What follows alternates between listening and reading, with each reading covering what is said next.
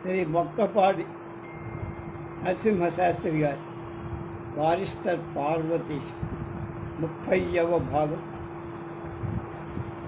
21/2/20 అంతర్జాతీయ మాతృభాషా దినోత్సవ శుభాకాంక్షలతో స్వాగతం. పార్ట్ 3లో 12వ అధ్యాయం. పెళ్లి చూపులైపోయాయి, తాంబూలాలు పుచ్చుకున్నారు, పెళ్లి కొడుకు చేశారు, ఇక పెళ్లి జరగాలి. 12వ అధ్యాయం. నేను ఇంకా తెల్లవారిన తర్వాత కాబోలు ప్రయాణం అనుకొని ఇంట్లో ఈ కోలాహలంతో కూర్చోలేక ఒకరిద్దరు బంధువుల కుర్రాళ్ళను తోడు తీసుకొని అంతా అలా మా పొలం వైపు కబుర్లు చెప్పుకుంటూ వెళ్ళిపోయాం.